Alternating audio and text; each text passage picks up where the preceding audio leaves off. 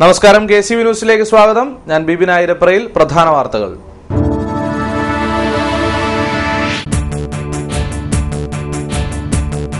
ആദായം സർവ്വധനാൽ പ്രധാനം. ആദായകരമല്ലാത്ത വിദ്യാലയങ്ങൾ അടച്ചുപൂട്ടാൻ സർക്കാർ തീരുമാനം. പെരുവഴിയിലാകുന്നത് പാവപ്പെട്ട വിദ്യാർത്ഥികൾ.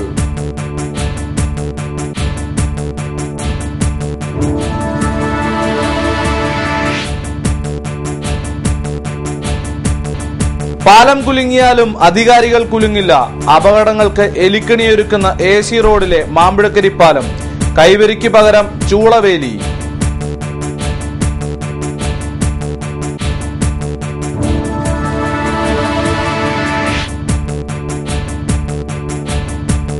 ഗ്രാമചന്തകൾ ഓർമ്മയായിട്ട് വർഷങ്ങൾ പിന്നിട്ടു. ആ ചന്തയിലേക്ക് എത്തുന്ന വഴി മാത്രം ബാക്കി. കുണ്ടും കുഴിയും നിറഞ്ഞ് നടവഴിയും കുടിവെള്ളവുമില്ലാതെ നാട്ടുകാരും.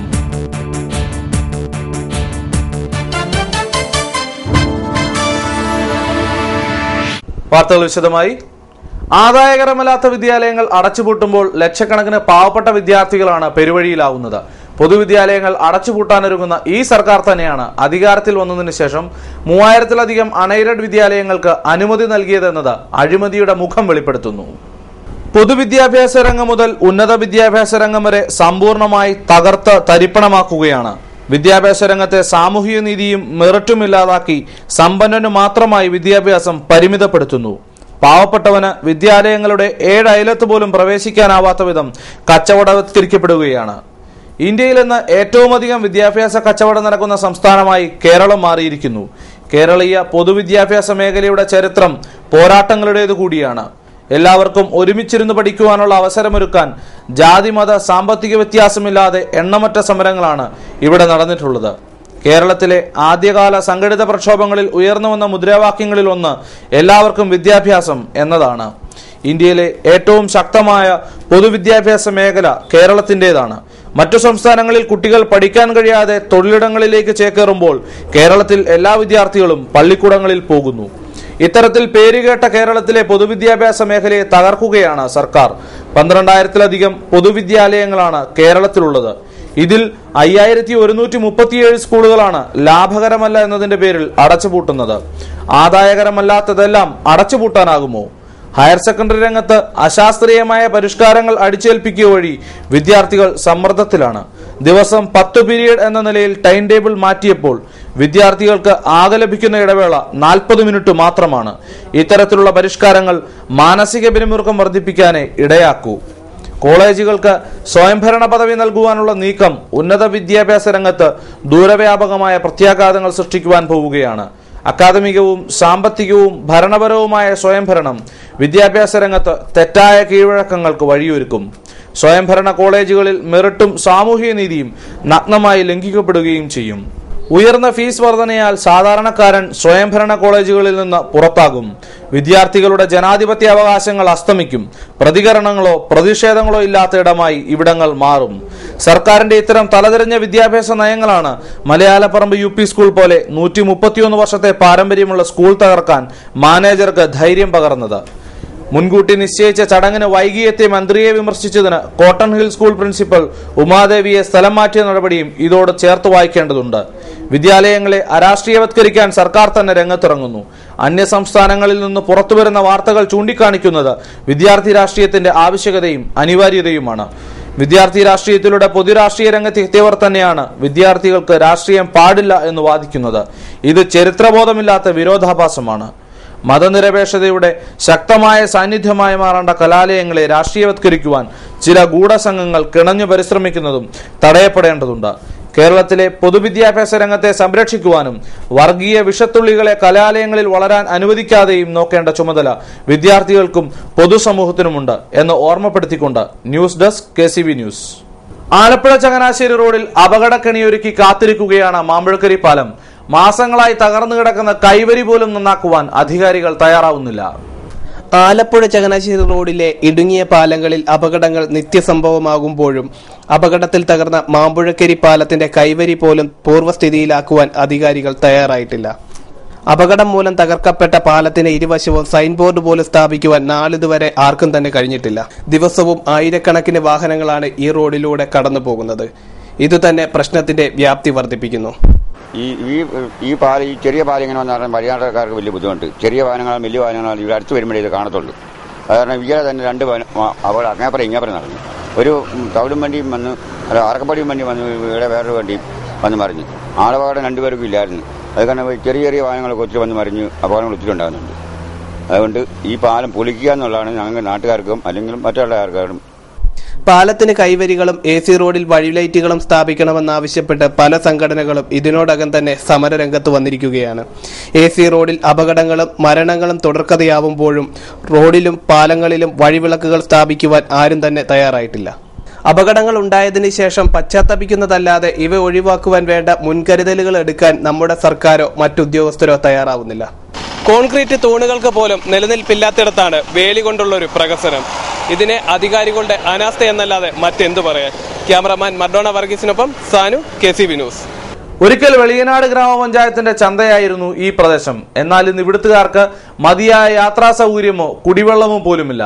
മാറി മാറി അധികാരത്തിലെത്തിയ ജനപ്രതിനിധികൾ എല്ലാവരും സൗകര്യപൂർവ്വം ഈ പ്രദേശത്തെ അവഗണിച്ചുവെന്നാണ് നാട്ടുകാർ പറയുന്നത്. ചന്തയുടെ പ്രതാപകാലത്ത് നിലനിന്നിരുന്ന നടവഴി തന്നെയാണ് ഇന്നും നിലനിൽക്കുന്നത്. നൂറ്റാണ്ടുകൾ പഴക്കമുള്ള ഈ വഴികൾ മഴക്കാലം കൂടിയെത്തിയതോടെ കുണ്ടും കുഴിയുമായി മാറി. ചന്ത മുതൽ രാമങ്കരി കടത്തു വരെയുള്ള 2.5 കിലോമീറ്റർ ദൈർഘ്യമുള്ള നടവഴി താണ്ടണമെങ്കിൽ നല്ല മെയ്വഴക്കവും മണിക്കൂറുകളുടെ നടപ്പും വേണം. രാമങ്കരി പോലെയുള്ള പ്രധാന ജംഗ്ഷനിലേക്ക് എത്തുന്നതിനുള്ള എളുപ്പവഴിയായിരുന്നു ഒരിക്കൽ ഇതെന്ന് നാട്ടുകാർ പറയുന്നു. കുടിവെള്ളത്തിന്റെ ദൗർലഭ്യമാണ് മറ്റൊരു പ്രധാന വിഷയം. ആഴ്ചയിൽ 1-2 ദിവസം വരുന്ന ജലം എത്തിയാലായി. പൊതുടാപ്പുകളും വിതരണ പൈപ്പുകളുമെല്ലാം വെള്ളത്തിനടിയിലായതിനാൽ എത്തുന്നത് ശുദ്ധജലമാണെന്ന് യാതൊരു ഉറപ്പുമില്ല. വെള്ളമെടുക്കാൻ കിടങ്ങറയിലും മറ്റുമാണ് നാട്ടുകാർ പോകുന്നത്. നാട്ടുകാർക്കെന്നും ദുരിതം മാത്രം പറയാനുള്ള ഈ റോഡ് മണ്ണിട്ടുയർത്തി ഓട്ടോറിക്ഷ യാത്രയെങ്കിലും സാധ്യമാക്കണമെന്നാണ് നാട്ടുകാരുടെ ആവശ്യം. വെളിനാടിന്റെ ഉൾപ്രദേശങ്ങളെല്ലാം അന്നും ഇന്നും നാട് നന്നാകത്തില്ല, നാട്ടുകാർ നന്ന രീതിയാണ്. ഇവിടെ ഭരണാധികാരികളായിട്ട് പഞ്ചായത്ത് മെമ്പർമാർ, ബ്ലോക്ക് പഞ്ചായത്ത് മെമ്പർമാർ, ജില്ലാ പഞ്ചായത്ത് പ്രസിഡന്റ്, ഈ വാർഡിനെ പ്രതികരിക്കുന്നതാണ് ജില്ലാ പഞ്ചായത്ത് പ്രതിഭാഹരി. മിനിഞ്ഞാൻ നമ്മുടെ ബ്ലോക്ക് പഞ്ചായത്ത്, ഇവിടുത്തെ ബ്ലോക്ക് പഞ്ചായത്ത് മെമ്പറോട് ഞാൻ ഈ വഴി വെച്ച് താങ്കൾ ഈ വഴി നടക്കാൻ വെപ്പാൽ വേറെ വഴി ഒരു സ്ഥലം വിട്ടു. അപ്പോൾ ഞങ്ങളുടെ നിലവിലുള്ള പഞ്ചായത്ത് മെമ്പറോട് ഇത്തരം പല വട്ടങ്ങളിൽ ഞങ്ങൾ ഇത്തരം കാര്യങ്ങൾ പറഞ്ഞിട്ടുണ്ട്. ജയിച്ചു പോകുന്ന അല്ലാതെ അവരൊക്കെ അവരവരുടെ സ്വന്തം കാര്യത്തിന് താല്പര്യം എടുക്കുന്ന അല്ലാതെ പൊതുജനങ്ങളുമായി ബന്ധപ്പെട്ട ഒരു വിഷയങ്ങളിലും ഇക്കാലം ഇത്ര ഇവരാരും ഇടപെട്ടിട്ടില്ല. അല്ലെങ്കിൽ ചില സ്വാർത്ഥ താല്പര്യങ്ങൾക്ക് വേണ്ടി മാത്രം. ഈ ഒരു വഴി നന്നാക്കാൻ പോലും വേണ്ടൊന്നും വേണ്ട. ഈ നാട്ടിലെ ആയിരക്കണക്കിന് 100കണക്കിനായി കുട്ടികൾ സ്കൂളിൽ പോണ വഴി, ഇവിടുത്തെ ഏറ്റവും വലിയ 2 സമുദായത്തിന്റെ, ഹിന്ദു സമുദായം ക്രിസ്ത്യ സമുദായത്തിന്റെ പ്രധാനപ്പെട്ട ആരാധനാലയത്തിൽ പോണ വഴി, ഈ വഴിയെല്ലാം ഇതുവഴിയാണ്. ഇന്നും നീന്തിയും കയറിയും തുടിച്ചും വേണം പോകാൻ. 10-ൽ പരം കുട്ടികൾ പഠിക്കുന്ന ഒരു നഴ്സറി, അതുങ്ങൾ ഉരുണ്ട് വീണ് അങ്ങോട്ട് കയറുന്നത്. പല കക്ഷിയിലൂടെ ഭരണം പോപ്പ് ഉണ്ടാക്കിയിട്ടുണ്ട്. അവിടെ രാഷ്ട്രീയവും മതവും ജാതിയൊന്നും അല്ല. ഇതിനായി നാട്ടുകാർ സംഘടിക്കുകയും സ്ഥലമുടമകളിൽ നിന്നും അനുമതി പത്രം വാങ്ങി ഗ്രാമപഞ്ചായത്ത് ഉൾപ്പെടെയുള്ള കേന്ദ്രങ്ങളിൽ എത്തിക്കുകയും ചെയ്തിട്ട് വർഷം 7 കഴിയുന്നു. പിന്നീടും ഗ്രാമപഞ്ചായത്ത് അധികൃതരെ സമീപിച്ചെങ്കിലും ഫലമുണ്ടായില്ല. ഉൽപാദന മേഖലയ്ക്കായി കൂടുതൽ പണം നീക്കിവെക്കേണ്ടി വരുന്നതിനാലാണ് റോഡിന് ഫണ്ട് അനുവദിക്കാത്തതെന്നാണ് അറിയാൻ കഴിഞ്ഞതെന്നാണ് വാർഡ് മെമ്പറുടെ അഭിപ്രായം. 2010 ഞങ്ങൾ അധികാരത്തിലേറുന്നത്. അത് കഴിഞ്ഞിട്ട് 2010-11 വർഷത്തെ ബ്ലോക്കിന്റെ വർക്ക് കണ്ടുവെച്ച് 1 ലക്ഷം രൂപ ഇവിടുന്ന് MLA പാലം വരെ ഒരു വഴി ചെയ്തതാണ്. നമുക്കറിയാം, കാരണം ബ്ലോക്കിനും പഞ്ചായത്തിനുമൊക്കെ നിസ്സാരമായൊരു തുകയാണ് നമുക്ക് കിട്ടുന്നത്. കാരണം ഇവിടെ ഞാൻ ഈ വെളിനാട് ഗ്രാമപഞ്ചായത്തിലെ UDFന്റെ പാർലമെന്റ് പാർട്ടി ലീഡറാണ്. ഇവിടെ ഭരിക്കുന്ന LDF ആണ്. ഒരാളുടെ ഭൂരിപക്ഷം ഉണ്ട് എന്ന ഒരു കാര്യത്തിൽ ജനാധിപത്യമാണ്. അവിടെ നമ്മുടെ പറയുന്ന കാര്യങ്ങൾ, നമ്മുടെ വാർഡിനാവശ്യമായ ഫണ്ടുകൾ തരുവാനോ ഒന്നും സന്നദ്ധമാകുന്നില്ല പലപ്പോഴും. കാരണം ഈ പ്രാവശ്യം തന്നെ 11 ലക്ഷം രൂപ റോഡ് ഫണ്ട് ഉള്ളതാണ് വെളിനാട് ഗ്രാമപഞ്ചായത്തിൽ.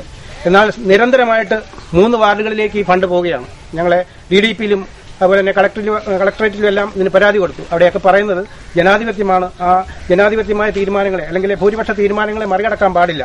അപ്പോഴേ ഇവിടെ 11 ലക്ഷം രൂപ ഉള്ളപ്പോഴേ ഒരു 5 ലക്ഷം രൂപ വെച്ച് കഴിഞ്ഞാൽ ഇത് ഈ പറയുന്ന SNDP ശ്മശാനം, 6-ാം number SNDP, Veliyanad saint Xavier's church ഈ ഭാഗത്ത് എത്തിച്ചേരുവാനായിട്ട് പറ്റും. നിരന്തരമായിട്ട് ഞങ്ങൾ ബഹളം ഉണ്ടാക്കാം. ഈ കഴിഞ്ഞ ദിവസം ഞങ്ങൾ വെളിയനാട് ഗ്രാമപഞ്ചായത്തിന്റെ മുന്നിൽ ഈ ആവശ്യങ്ങൾ ഉന്നയിച്ചുകൊണ്ട് ഒരു ധാരണാ പരിപാടികളൊക്കെ നടത്തി. നമ്മുടെ ആവശ്യങ്ങൾ പറയേണ്ടത് പറയാതെ ഇങ്ങനെയുള്ള കാര്യങ്ങൾ, കാരണം ഇത് അവസാന നിമിഷമാണ്. ഇതിപ്പം വർഷങ്ങൾ എത്രയായി? 3 വർഷത്തെ 3 പദ്ധതികൾ കഴിഞ്ഞതാണ്.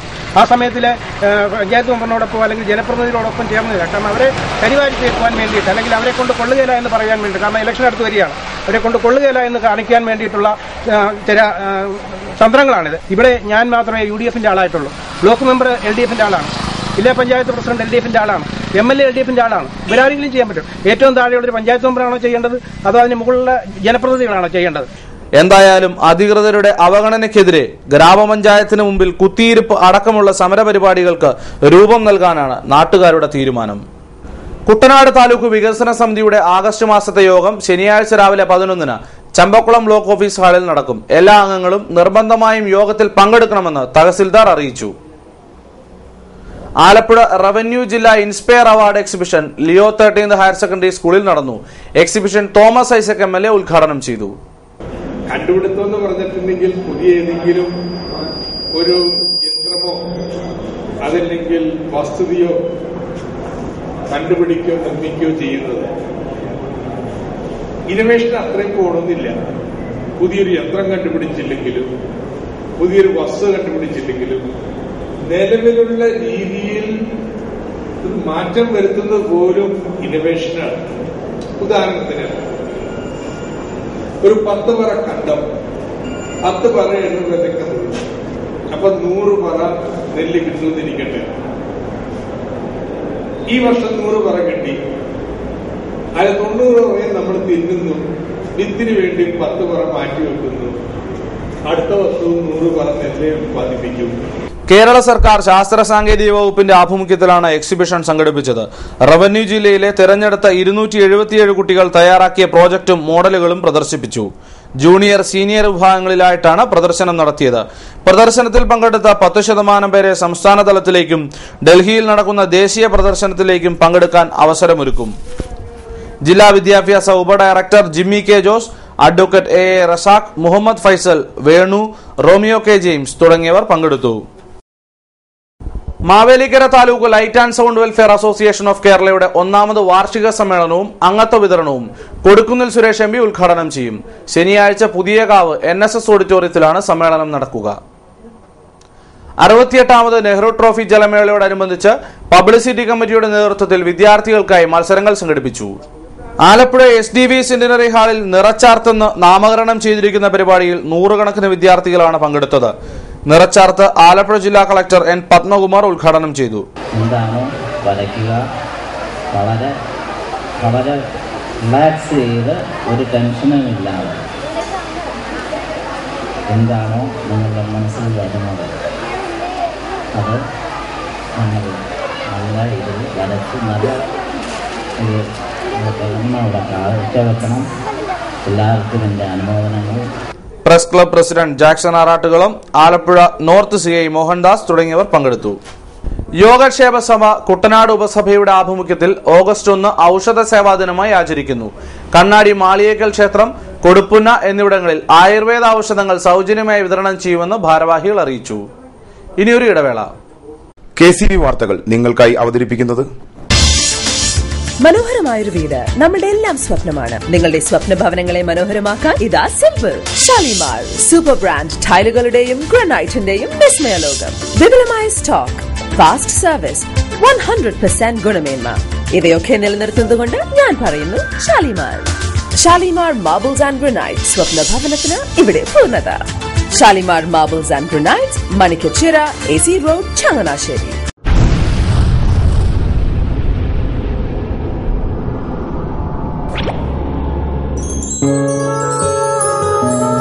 സ്വപ്ന ജ്വല്ലറി ചങ്ങനാശ്ശേരി, സംശുദ്ധിയുടെ അരനൂറ്റാണ്ട് കാലത്തെ പാരമ്പര്യം.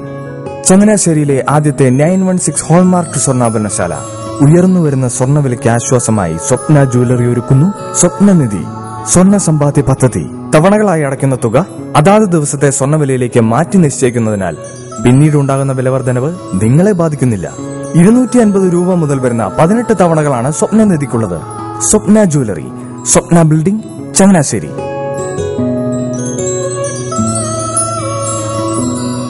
എന്റെ മോഹനേട്ടാ, എളുപ്പ വഴികളും കുറുക്കു വഴികളും നോക്കി പോകുമ്പോഴാ നമ്മളെ ആരെങ്കിലും പറ്റിക്കണത്. എന്നെ ഇന്നവരാരെങ്കിലും പറ്റിച്ചിട്ടുണ്ടോ? കാരണം എന്താ? എനിക്ക് ബുദ്ധിയുണ്ട്. അനു തിരക്കിലായിരിക്കുമല്ലേ? അതെ. അനുവിനെ കഴിഞ്ഞ ആഴ്ച ആലപ്പുഴയിലെ മുല്ലയ്ക്കൽ പ്രിൻസ് ജുവലറിയിൽ നിൽക്കുന്നത് കണ്ടിരുന്നല്ലോ. അതെ, ഞാൻ അവിടെ നിന്നാണ് സ്വർണ്ണാഭരണങ്ങൾ വാങ്ങാറുള്ളത്. അതെന്താ, മറ്റൊരുപാട് ജുവലറികൾ അവിടെ ഉണ്ടല്ലോ. പിന്നെന്താ മുല്ലയ്ക്കൽ പ്രിൻസ് ജുവലറിയിൽ നിന്ന് തന്നെ സ്വർണ്ണാഭരണങ്ങൾ വാങ്ങുന്നത്? അതെല്ലാവർക്കും അറിയാവുന്ന കാര്യമല്ലേ. ഗുണമേന്മയിലും വിശ്വസ്തതയിലും 2 പതിറ്റാണ്ടിന്റെ പാരമ്പര്യമുള്ള മുല്ലയ്ക്കൽ പ്രിൻസ് ജുവലറിയിലെ ഏറ്റവും ചെറിയ ആഭരണങ്ങളിൽ പോലും 916 BAS ഹോൾമാർക്ക് മുദ്ര. ഉറപ്പുവരുത്തുന്നു. ആരുടെയും സങ്കല്പത്തിന് അനുയോജ്യമായ വ്യത്യസ്തതരം ഡിസൈൻസ്. അങ്ങനെയാകുമ്പോൾ പണിക്കൂലി കൂടുതലായിരിക്കും അല്ലേ? ഏറ്റവും കുറഞ്ഞ പണിക്കൂലി. മാത്രമല്ല 916 BIS ഹോൾമാർക്കഡ് സ്വർണ്ണാഭരണങ്ങൾ മാറ്റി വാങ്ങുമ്പോൾ വിലയിലോ തൂക്കത്തിലോ കുറവ് വരുന്നില്ല. അപ്പോൾ ശരിക്കും ഹീറോ മുല്ലക്കൽ പ്രിൻസ് ജ്വല്ലറി ആണല്ലേ? അത് പിന്നെ പറയാനുണ്ടോ? 100% BIS ഹോൾമാർക്കഡ് സ്വർണ്ണാഭരണങ്ങൾ വിൽക്കുന്ന സ്വർണ്ണാഭരണശാല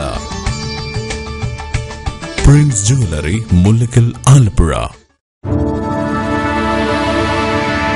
വാർത്തകൾ തുടരുന്നു.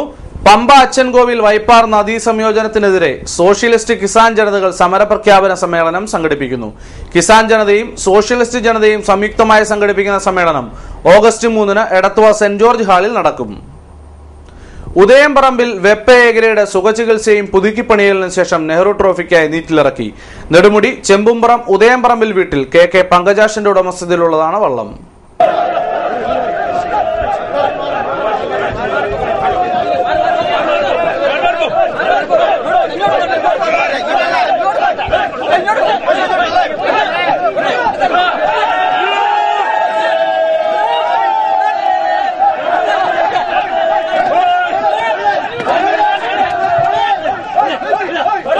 കളർകോട് ശിവശക്തി ബോട്ട് ക്ലബ്ബാണ് ഉദയംപറമ്പിൽ വള്ളത്തിൽ തുഴയെറിയുന്നത്. 47 തുഴക്കാരും 3 അമരക്കാരും 3 നിലക്കാരും അടങ്ങുന്ന വള്ളത്തിന്റെ ക്യാപ്റ്റൻ ജയചന്ദ്രൻ T ചെമ്പുതറയാണ്. വൈക്കം സാബു, ശിവരാമൻ എന്നിവരാണ് അറ്റകുറ്റപ്പണികൾ തീർത്ത വള്ളത്തെ മത്സരസജ്ജമാക്കിയത്. 4 ലക്ഷം രൂപയോളം പണിക്ക് ചെലവായി. PZ ജോസഫ് ഫൗണ്ടേഷന്റെ നേതൃത്വത്തിൽ കരകൃഷി കർഷക സംഗമം സംഘടിപ്പിച്ചു. കാവാലം കൃഷിഭവൻ അസിസ്റ്റന്റ് ഓഫീസർ മുഹമ്മദ് ഷാഫി സംഗമം ഉദ്ഘാടനം ചെയ്തു. തുടർന്ന് ജെയിംസ് കുട്ടി ആപ്പിച്ചേരി പ്രസിഡന്റും തമ്പി അറക്കൽ സെക്രട്ടറിയുമായി സമൃദ്ധി എന്ന പേരിൽ കർഷക കൂട്ടായ്മ രൂപീകരിച്ചു. നെഹ്റു ട്രോഫി ജലോത്സവത്തിന് ദിവസങ്ങൾ മാത്രം ശേഷിക്കെ വിദേശ വിനോദസഞ്ചാരികളടക്കം കിഴക്കന്റെ വെനീസിലേക്ക് ഒഴുകി തുടങ്ങി. ഇതോടെ മൺസൂൺ ടൂറിസത്തിന്റെ മടുപ്പിന് വിരാമമിട്ട് ആലപ്പുഴ ജില്ലയിലെ വിനോദസഞ്ചാര മേഖല വീണ്ടും സജീവമായി. ജൂൺ ജൂലൈ മാസത്തെ ആലസ്യത്തിലും ആഭ്യന്തര വിനോദസഞ്ചാരികളാണ് ഹൗസ് ബോട്ട് മേഖലയെയും അനുബന്ധ വ്യവസായങ്ങളെയും പിടിച്ചു നിർത്തിയത്. ആന്ധ്ര, കർണാടക, തമിഴ്നാട്, മഹാരാഷ്ട്ര തുടങ്ങിയ സംസ്ഥാനങ്ങളിൽ നിന്നാണ് ഈ സമയങ്ങളിൽ സഞ്ചാരികൾ എത്തിയിരുന്നത്. ഒക്ടോബർ മാസത്തോടെയാണ് കേരളത്തിലെ വിനോദസഞ്ചാര മേഖല സജീവമാവുന്നതെങ്കിലും ആലപ്പുഴയിൽ ഇത് ഓഗസ്റ്റ് ആദ്യ വാരത്തോടെ തുടങ്ങും. നെഹ്റു ട്രോഫി ഉൾപ്പെടെയുള്ള ജലോത്സവങ്ങളാണ് ഈ സീസണിലെ ഏറ്റവും ആകർഷണീയത. ഈ കാലത്ത് ആഭ്യന്തര വിദേശ സഞ്ചാരികളുടെ ഒഴുക്ക് തന്നെ ഉണ്ടാകും. മഴക്കാല ടൂറിസത്തിന് വേണ്ടത്ര പ്രാധാന്യവും പ്രചരണവും നൽകാത്തതാണ് ബാക്ക് വാട്ടർ ടൂറിസത്തിന് പേരുകേട്ട ആലപ്പുഴയ്ക്ക് തിരിച്ചടിയാകുന്നത്. കേരള സംസ്ഥാന മത്സ്യത്തൊഴിലാളി കടാശ്വാസ കമ്മീഷൻ ആലപ്പുഴ ജില്ലയിലെ അപേക്ഷകൾ പരിഗണിക്കുന്നതിനായി ഓഗസ്റ്റ് 14 രാവിലെ 10 കളക്ടറേറ്റ് കോൺഫറൻസ് ഹാളിൽ സിറ്റിംഗ് നടത്തും. അന്നേ ദിവസം ഹാജരാകേണ്ടവർക്ക് കമ്മീഷൻ നോട്ടീസ് അയച്ചിട്ടുണ്ട്. നോട്ടീസ് ലഭിച്ചവർ നിർദ്ദേശിച്ചിട്ടുള്ള രേഖകൾ സഹിതം ഹാജരാകണം. കൂടുതൽ വിവരങ്ങൾ ആലപ്പുഴ ഫിഷറീസ് ഡെപ്യൂട്ടി ഡയറക്ടറുടെ ഓഫീസിൽ ലഭിക്കും. എടത്തുവ പഞ്ചായത്ത് കൊടുപ്പുന്ന 1-ാം വാർഡ് ADSന്റെ 14-ാം വാർഷിക യോഗം നടന്നു. കരയോഗ മന്ദിരം ഹാളിൽ നടന്ന പരിപാടി എടത്തുവ ഗ്രാമപഞ്ചായത്ത് പ്രസിഡന്റ് KL ബിന്ദു ഉദ്ഘാടനം ചെയ്തു. കുടുംബശ്രീ നല്ലൊരു മാർഗദർശിയായി ആ കാര്യത്തിൽ കാർഷിക രംഗത്തൊരു മുന്നേറ്റം ഉണ്ടാകുന്നതിന് വേണ്ടി പ്രവർത്തിച്ചു എന്നത് 1-ാം വാർഡിലെ കുടുംബശ്രീയെ സംബന്ധിച്ച് അഭിനന്ദനാർഹമായിട്ടുള്ള ഒരു കാര്യമാണ്. ഏകദേശം 14 വർഷക്കാലം പിന്നിടുകയാണ് കുടുംബശ്രീകൾ രൂപീകരിച്ചിട്ട്. കേരളത്തിൽ അങ്ങോളം ഇങ്ങോളമുള്ള കോടിക്കണക്കിനായിട്ടുള്ള സ്ത്രീകളുടെ സാമൂഹ്യവും സാമ്പത്തികവുമായിട്ടുള്ള ഉന്നമനം അവര് സ്വയം പര്യാപ്തതയിൽ എത്തിക്കുന്നതിന് വേണ്ടി ഗവൺമെന്റും തദ്ദേശഭരണ സ്ഥാപനങ്ങളും വളരെ വ്യക്തമായിട്ടുള്ള പദ്ധതികൾ ആസൂത്രണം ചെയ്തതിനു ശേഷമാണ് കുടുംബശ്രീ ഈ രൂപത്തിലേക്ക് വളർന്നു വന്നിട്ടുള്ളത്. എന്നാലിപ്പോ കുടുംബശ്രീ പലപ്പോഴും നമ്മൾ ആഴ്ചകൾ കൂടുമ്പോൾ ആഴ്ചയിൽ വന്ന് ത്രിഫ്റ്റ് വാങ്ങിച്ച് പിറ്റേ ദിവസം ബാങ്കിൽ കൊണ്ട് നടക്കുന്ന ഒരു പ്രതിമാസം ഇത് ദൈനംദിന ഒരു പ്രവൃത്തി മാത്രമായി ചുരുങ്ങിപ്പോയി എന്നൊരു ആക്ഷേപവും ഒരു ഭാഗത്തുണ്ട്. കാരണം സർക്കാരും തദ്ദേശഭരണ സ്ഥാപനങ്ങളും എന്താണോ ലക്ഷ്യമിട്ടത് ആ ലക്ഷ്യത്തിലേക്ക് നമുക്ക് എത്തിച്ചേരുവാൻ കഴിഞ്ഞില്ല എന്നുള്ളതാണ് ഒരു സത്യം. ADS പ്രസിഡന്റ് ഭാസുരാമണി അധ്യക്ഷയായി. MV തങ്കച്ചൻ, ശ്യാമള രാജേന്ദ്രൻ, തങ്കമണി സുധൻ, സീന, ശ്യാമള, വിശ്വമ്മ മണിക്കുട്ടൻ, കനകമ്മ ശ്രീകുമാർ എന്നിവർ സംസാരിച്ചു. പുന്നപ്ര എഞ്ചിനീയറിംഗ് കോളേജിലെ അപ്ലൈഡ് സയൻസ് വിഭാഗത്തിൽ ഫിസിക്സ്, കെമിസ്ട്രി വിഷയങ്ങളിൽ അസിസ്റ്റന്റ് പ്രൊഫസറെ താൽക്കാലികമായി നിയമിക്കുന്നു. താൽപര്യമുള്ളവർ ഓഗസ്റ്റ് 5 രാവിലെ 9 കോളേജിൽ നടക്കുന്ന ഇന്റർവ്യൂവിന് വിശദമായ ബയോഡാറ്റയും പ്രായം, വിദ്യാഭ്യാസ യോഗ്യത, പ്രവൃത്തി പരിചയം എന്നിവ തെളിയിക്കുന്ന രേഖകളുടെ അസലും സഹിതം ഹാജരാകണം. ചരമ വാർത്തകൾ. പുളിങ്കുന്ന് കാളാശ്ശേരി ത്രേസ്യാമ്മ മാത്യു 90 വയസ്സ് നിര്യാതയായി സംസ്കാരം നടത്തി. കൈനകരി കൊല്ലംതറ ചാക്കോ പത്രോസ് 90 വയസ്സ് നിര്യാതനായി സംസ്കാരം നടത്തി. ചേന്നങ്കരി ഭജനമഠം പരുത്തിവിളവ് ചിറ ശാന്തമ്മ 66 വയസ്സ് നിര്യാതയായി. സംസ്കാരം വെള്ളിയാഴ്ച 9-ന് വീട്ടുവളപ്പിൽ. പ്രധാന വാർത്തകൾ വീണ്ടും.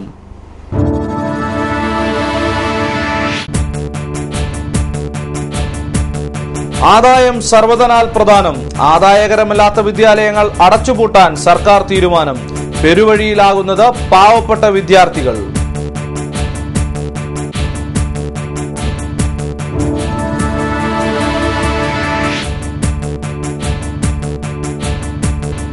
പാലം കുലുങ്ങിയാലും അധികാരികൾ കുലുങ്ങില്ല.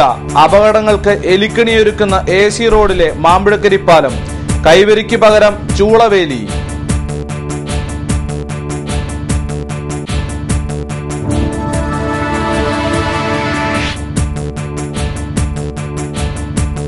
ഗ്രാമചന്തകൾ ഓർമ്മയായിട്ട് വർഷങ്ങൾ പിന്നിട്ടു. ആ ചന്തയിലേക്ക് എത്തുന്ന വഴി മാത്രം ബാക്കി. കുണ്ടും കുഴിയും നിറഞ്ഞ് നടവഴിയും കുടിവെള്ളവുമില്ലാതെ നാട്ടുകാരും.